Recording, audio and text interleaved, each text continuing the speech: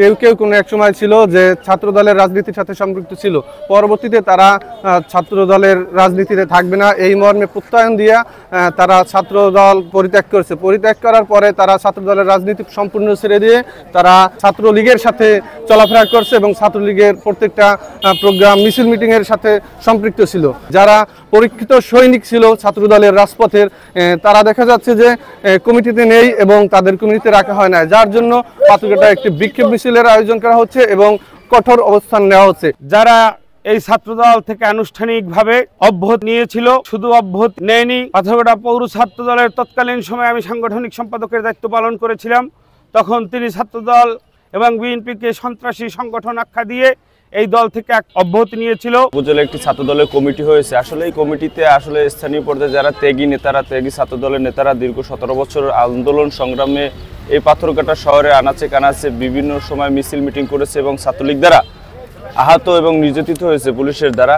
সেই যে ত্যাগী কর্মীদেরকে এখানে জায়গা দেওয়া হয় না এবং ইতিমধ্যে আপনারা দেখতে পারবেন এই কমিটিতে আসলে জায়গা পেয়েছে যারা ছাত্রলীগের সাথে হাতাহাত করেছে এবং বিগত দিনে যারা ছাত্রলীগের রাজনীতির সাথে সক্রিয় ছিল।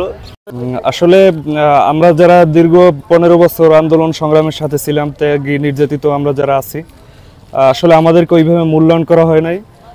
যারা এই পাথরঘাটায় ছাত্রলীগের সাথে দীর্ঘদিন ছাত্রলীগের রাজনীতির সাথে জড়িত ছিল, হঠাৎ উড়ে এসে জুড়ে বসার মতো একটা এই ঘটাচ্ছে তারা আসলে কোনোদিনই ওইরকম 5 তারিখের আগে কোনোদিনই তারা ছাত্র দলের রাজনীতি ওইরকম সক্রিয়ভাবে করে নাই। এলএমই সার্টিফাইড বিশ্বসেরা কপারে তৈরি ওয়ালটন কেবলস, যা আপনার স্থাপনাকে রাখবে সব সময় নিরাপদ। আসলে বিগত 17 বছর আমরা যে বাংলাদেশ জাতীয়তাবাদী ছাত্র দলের আদর্শে আমরা যে রাজনীতি করেছি, মামলা, গুম, খুন এইসবের প্রেক্ষিতে আমরা যে বর্তমানে যারা নির্যাতিত, তারা বর্তমানে আমি সাবেক যুগ্ম আহ্বায়ক পাথরঘাটা পৌরসভা ছাত্রদল, তো আমাদের কাউকে মূল্যায়ন করা হয়নি। বর্তমানে যাদের কমিটি দিয়েছে তারা অধিকাংশই ছাত্রলীগের সাথে জড়িত ছিল, এই জন্য আমরা ক্ষোভ প্রকাশ করেছি এবং আমরা বিক্ষোভ মিছিল করেছি।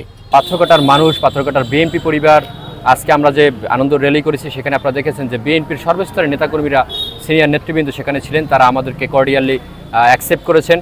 আর এ বিষয়ে হচ্ছে পদবঞ্চিত হলে মানুষ বিভিন্ন রকমের বিভিন্ন কথা বলে, প্রোপাগান্ডা ছড়ায়। যারা এই পদবঞ্চিত হয়েছেন তাদের সাথে আমরা দীর্ঘদিন সুদীর্ঘ সময়ে তাদের কমিটির আন্ডারেই আমরা রাজনীতি করেছি, তারা সুপার পদে ছিলেন, আমরা তাদের সাথে সহযোগী ছিলাম। ততদিনে আমাদের বিরুদ্ধে কোনো অভিযোগ ছিল না, কিন্তু আজকে পদবঞ্চিত হওয়ার পর তারা বিভিন্ন মিথ্যাচার করছেন, বিভিন্ন প্রচার প্রচারণা চালাচ্ছেন, যা অত্যন্ত দুঃখজনক ব্যাপার। ছাত্রদল হচ্ছে বৃহৎ একটি সংগঠন যার ভাইটাল পোস্ট থাকে 2টি, কিন্তু দেখা যায় যোগ্যতা সম্পন্ন লোক থাকে অনেক, কিন্তু 2টি পোস্ট থাকার কারণে সবাই নেতৃত্ব পায় না।